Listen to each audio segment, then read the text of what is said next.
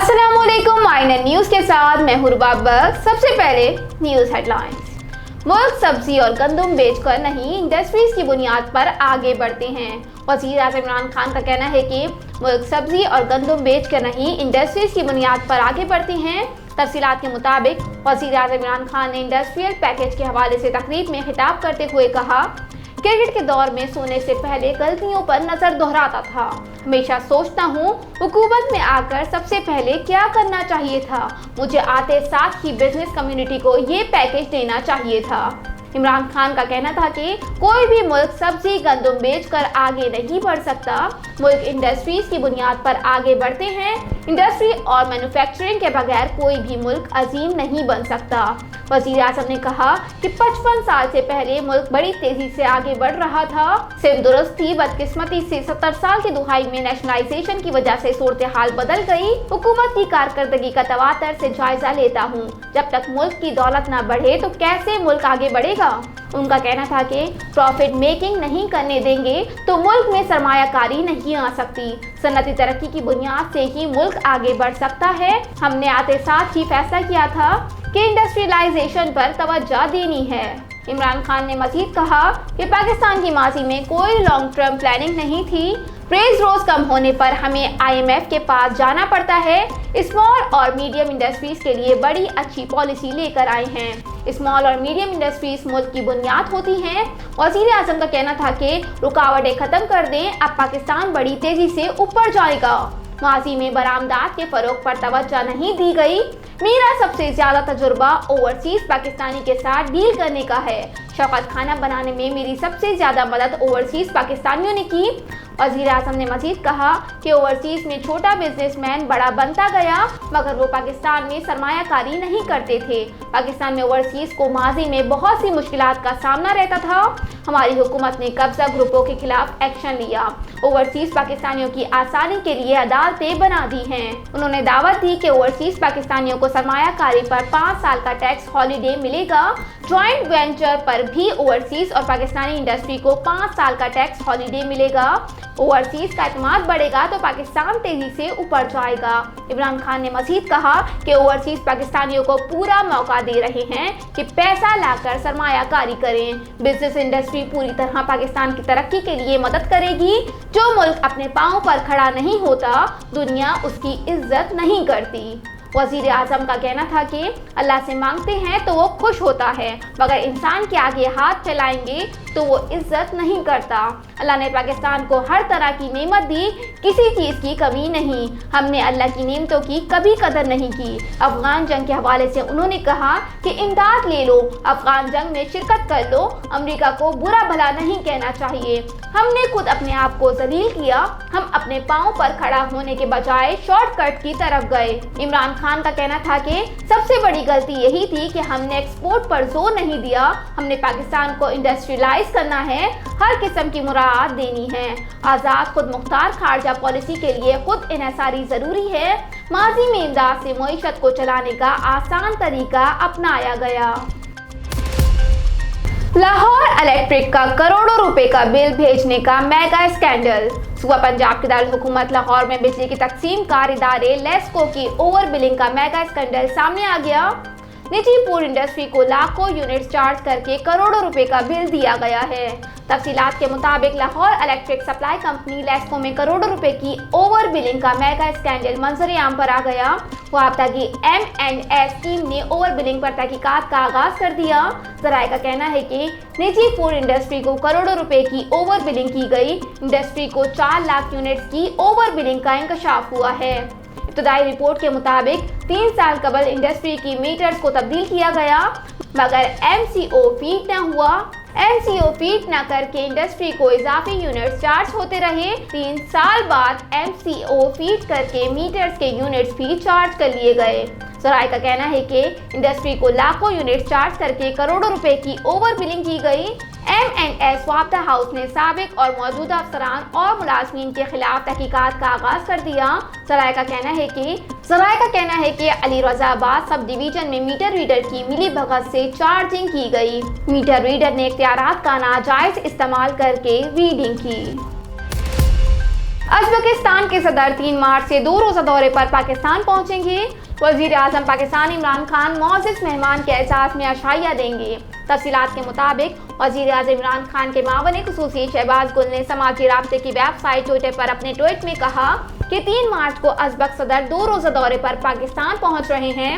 मावन खुसूसी ने बताया कि 3 मार्च की शाम वज़ीर आज़म पाकिस्तान इमरान खान मौजूद मेहमान के एहसास में आशाइया पर उनकी मेज़बानी करेंगे। उन्होंने कहा कि पूरी पाकिस्तानी कौम मौजूद मेहमान को दिलो जान से खुशामदीद कहती है। ज़राए के मुताबिक उज़्बेक सदर के दौरे पाकिस्तान के मौके पर दोनों रहनुमाओं के दरमियान अहम मौज़ूआत सेरे गुफ्तगू आएंगे, जिनमें बाहिमी दिलचस्पी के उमूर और आलमी सूरत हाल पर गौर शामिल है। कराची वाले तैयार हो जाएं, महकमा मौसमियात ने बड़ी पेशगोई कर दी। महकमा मौसमियात ने कल कराची में बारिश की पेशगोई कर दी और कहा आज रात मगरिबी सिस्टम बलूचिस्तान के रास्ते सिंध में दाखिल होगा।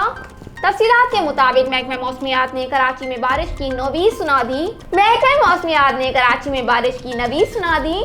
चीफ मेट्रोलॉजिस्ट सरदार सरफराज की जानिब से कहा गया है कि आज रात मगरिबी सिस्टम बलूचिस्तान के रास्ते सिंध में दाखिल होगा।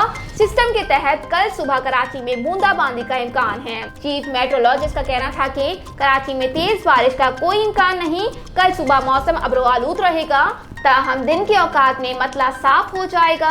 मगरिबी सिस्टम के तहत सखर, बदील, लाड़काना और जामशेरों में हल्की बारिश का इम्कान है। दूसरी जानिब लाहौर समेत पंजाब भर में बारिश बरसाने वाला नया सिस्टम दाखिल हो गया है। महकमा मौसमियात का कहना है कि लाहौर, डीजी खान, मुल्तान, गुजरावाला, बहावलपुर, सियालकोट समेत दीगर शहरों में तेज बारिश का इम्कान है, जबकि मरी में एक बार फिर बर्फबारी मुतवक्के है। सूरत हाल के पेश नज़र PDMA ने मुतालिका इदारों को हाई अलर्ट रहने की हिदायत जारी कर दी है। महकमा मौसमियात ने आइंदा 24 घंटे के दौरान कोयटा, कलात और ज़ौक में भी गरज चमक के साथ बारिश की पेशगोई की है, जबकि कराची समेत मुल्क के बेशतर इलाकों में मौसम सर्द और खुश्क रहने की तवक्को है। रोज़नामा मेरा मुल्क कराची, लाहौर, सरगोदा, इस्लामाबाद से बैक वक्त शाये होने वाला बड़ा अखबार पाकिस्तान के तमाम छोटे बड़े शहरों और तमाम न्यूज़पेपर स्टॉल पर दस्तयाब। आप आज ही पढ़ें रोज़नामा मेरा मुल्क। मालिक मकान की जानिब से बच्चों को जलाने का मुकदमा दर्ज।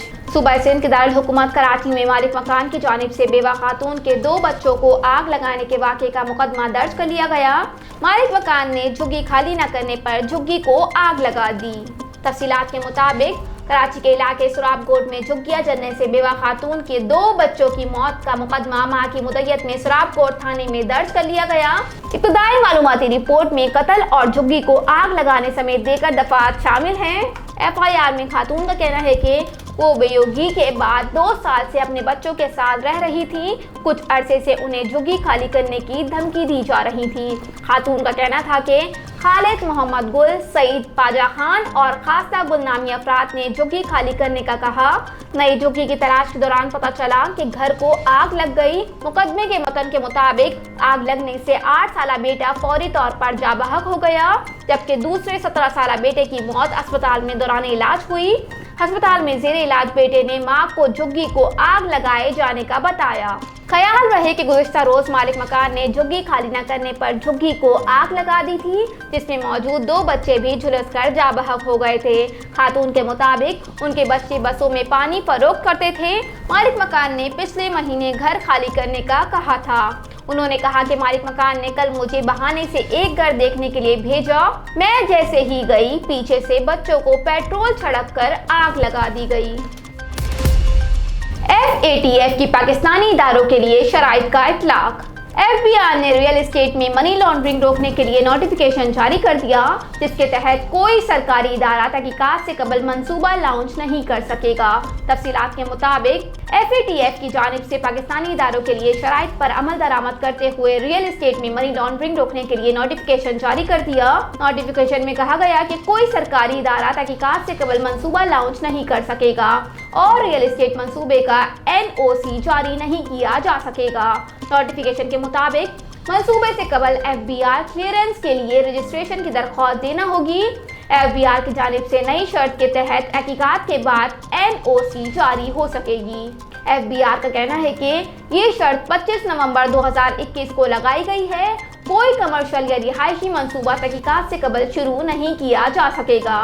मंसूबे की रकम कहां से आई, रजिस्ट्रेशन दरख्वास्त में बताना होगा। नोटिफिकेशन में कहा गया कि रजिस्ट्रेशन दरख्वास्त पर एंटी मनी लॉन्ड्रिंग हुकाम तहकीकात करके क्लियरेंस देंगे। कोरोना के 22 मजीद 18 अमवात, 861 अफराद में वायरस की तशखीस। मुल्क भर में कोरोना वायरस के केसेस में कमी आ रही है। गुज़िश्ता 24 घंटे में कोरोना के 18 अमवात रिपोर्ट हुई, जबकि 861 अफराद में वायरस की तशखीस हुई। गुज़िश्ता रोज केसेस मुस्बत आने की शरह 2.29% रिकॉर्ड की गई। NCOC के मुताबिक मजमूई तौर पर सबसे ज्यादा केसेस सिंध में रिकॉर्ड किए गए, जहां अब तक 5,67,277 केसेस सामने आ चुके हैं। पंजाब में 5,01,544, खैबर पख्तूनख्वा में 2,16,176 और बलूचिस्तान में 35,345 अफराद में कोरोना वायरस की तशखीस हो चुकी है। वफाकी दारुल-हुकूमत इस्लामाबाद में अब तक 1,34,404 अफराद, जबकि आज़ाद कश्मीर 42,978 अफराद कोरोना का शिकार हो चुके हैं। गिलगित-बल्तिस्तान में भी 11,499 अफराद में कोरोना वायरस की तशखीस हुई। आबी मसाइल पर पाक भारत मुज़ाकरात आज होंगे। इंडस वाटर कमीशन का सालाना इजलास आज से इस्लामाबाद में शुरू होगा। सराय के मुताबिक इजलास 3 मार्च तक जारी रहेगा। भारत का 10 रुकनी वफ्द पाकिस्तान में मौजूद है। भारतीय वफ्द की क़यादत भारतीय कमिश्नर बराए इंडस वाटर कमीशन प्रदीप कुमार सक्सेना कर रहे हैं। भारतीय वफ्द में central water commission, central electricity authority, national hydro electric power corporation और मुशीर बराए उमूर खारजा शामिल हैं। भारतीय वफ्द में पहली बार 3 खवातीन अफसरों को भी शामिल किया गया है, जो अपने वफ्द की मुआवनत करेंगी। इस्लामाबाद हाई कोर्ट पैका तरमीमी ऑर्डिनेंस के खिलाफ दरख्वास्त पहले से जेरे इल्तवा दरख्वास्तों के साथ यकजा। अदालत ने पैका तरमीमी ऑर्डिनेंस के खिलाफ दरख्वास्त पहले से जेरे इल्तवा दरख्वास्तों के साथ यकजा कर दी।